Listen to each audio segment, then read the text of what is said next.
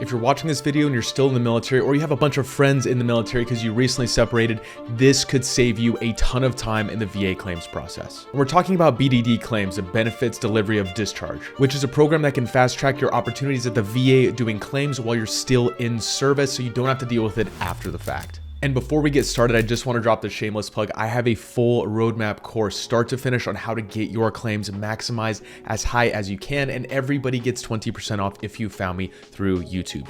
So go ahead and check that out. But for now, let's jump into the video. Okay, so I'm going to start this video with a story of somebody that had taken my course and specifically also filed a BDD claim, but the course was at backing for their knowledge base. And they gave me a lot of very good insight into BDD claims. So I'm going to keep names for this individual out of the video. However, I will say that they were stationed at Fort Polk, and there's a reason that I want to bring this up as part of the BDD claims story. And so this friend of mine who we've known for a long time, he's going through the claims process because he decided to get out of the military.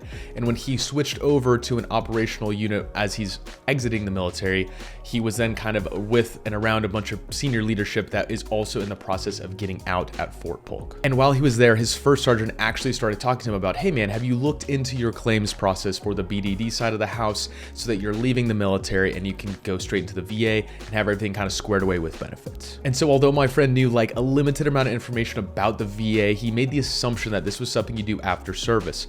But this first sergeant informed him that a BDD claim starts when you're in service. And fortunately for him, this first sergeant who wasn't out of the military had a lot of friends that had gotten out that were now working as civilian contractors at Fort Polk for different training rotations that were happening there.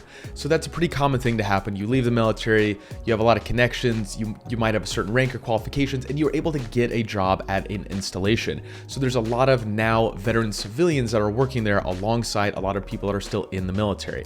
Anybody on active duty has heard of these, or you've seen these guys working before. There's a lot of common memes about them, but honestly, they're all super good people that tend to like just continue their career after they are able to retire. And so this first sergeant said, you know what? I know about the BDD claims process from my friends that got out, and you need to start spending your time going to the doctor and re-looking at anything that you've had injury-wise in the last 10 years in the military. And now this was critical and a key component that somebody within the service actually knew about the BDD claim process, because many of the times people don't until it's coming up or it might be too late. And so this video is to explain the importance of this process and when you can start it before you're leaving service. And again, just to reiterate, if you are a veteran and you're even in the claims process now, how many people do you want to tell about this BDD claim process so they don't have to go through the regular VA claims process that everybody's done, which has a lot of ups and downs, trials and tribulations, and generally speaking, some problems. And this program lets you file for VA disability while you're still on active duty. And a lot of my VA claims people that have taken my course, if you're watching this video, you know how important this could be.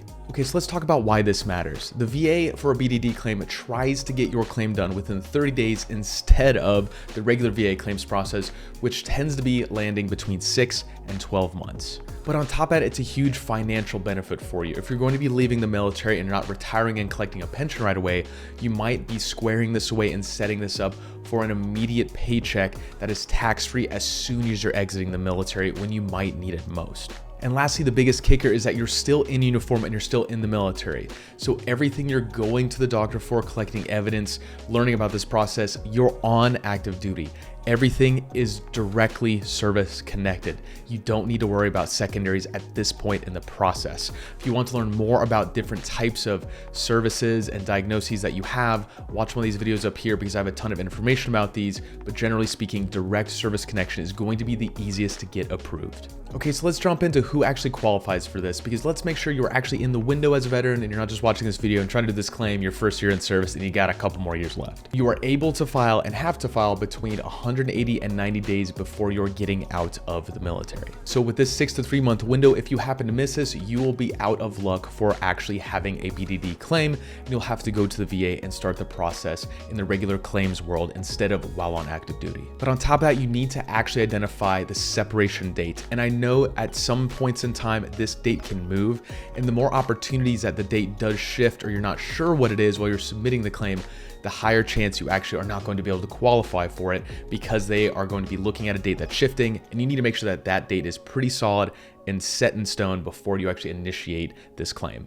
And on top of that, you have to actually be available for VA exams within 45 days of that filing date. Not the separation date, but the actual filing date of the claim. And in general, it's going to be on you to tell your chain of command that you have to go to these appointments, which I know can be tough because it depends on the leadership and the role you're in, but this is very critical to be able to have time to go to these exams. And the only exclusions to this is if you're a part of a med board and you're getting discharged that way. That is going to be a separate conversation. We're sticking to BDD claims, so let's move on to how to actually file them. Now, if you've taken my course, which again, it is linked below if you want to go check it out at 20% off.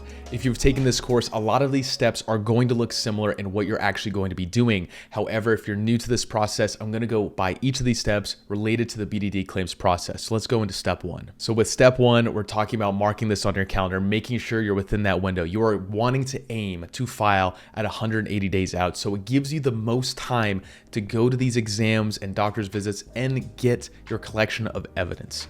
Keep that in mind. Make sure to file this date when you can. Okay, step two would be gathering your service treatment records, because guess what? You are not a veteran. You're not actually in the VA system yet, and the VA doesn't have your records. You will have to go to these exams and go collect these records, these STRs yourself. And if you've ever actually gone off of your installation for anything like a chiropractic appointment, going to an eye doctor, going to medical outside of the military, also, you have the opportunity to collect that because it's during time and service as well. But you have to go collect these records. The VA will not be able to figure it out. It's not the same system because you are still on active duty. Step three is going to be fill out the separation health assessment, Part A. So this part of the assessment is basically a self-check form, and you have the opportunity to use this to your advantage. You're going to write down every ache and pain that you have. During the BDD claims process, they give you the opportunity to talk about everything, head to toe, everything in between, all things with mental health, all things with any other sort of ailments or illnesses. It's not just an injury from when you sprained your ankle. It's everything that you can think of that could be a diagnosable condition of any sort. This is your opportunity to fill this out. And so if you've ever been to sick call, which I encourage you to do, this is the time and place you write down the moments that you have and anything that you can recollect from those time periods. And step four is going to be completing the VA form 21-526 easy. So this is the actual disability claim form, and you're going to make sure that you check the box that states BDD along with your separation date. And also on top of that, make sure you're including your future address, because the VA will not reach out to you if you're on a military installation because you won't be living there anymore. You will have moved. So if you don't have an established address at this point yet, use a loved one's to the best of your ability. Make sure that's on the form as well. Step five is going to be collecting your evidence and listing your conditions. And I want to make this very clear. You have the opportunity to list every condition and collect all necessary evidence to back these up. Hopefully your command gives you this time and allotted window to be going to these appointments, collecting these doctor's notes, but list as many conditions as you deem necessary. These are all conditions from all time and service. Keep that in mind. So this is an opportune window that you do not want to have to come back to later in life. I strongly recommend you really dig thoroughly through anybody else on these channels that makes videos about the claims process so you understand the headaches that it can be, but also learn the diagnoses you might not be thinking about. Okay, now step six is actually going to your C&P exams, which if you've watched any of my videos, a C&P exam is when they analyze and look at all of your records. And a BDD claim is a good opportunity because everything is service connected. They actually have to do a lot less research on you. There's not a big time span that you're having to go back and pull records for and prove different parts of disabilities. This should be fairly easy. You have to make these exam dates. I've made plenty of videos about this. Watch more on my channel, but make those C&P exams. Oh, and for the last step, you're going to be waiting for what happens next. And this is going to be this weird area where you're hopefully waiting for only a couple weeks, maybe a couple months at most, but this will not be an instant process. Do not think that your claim will be back within a week with a disability rating.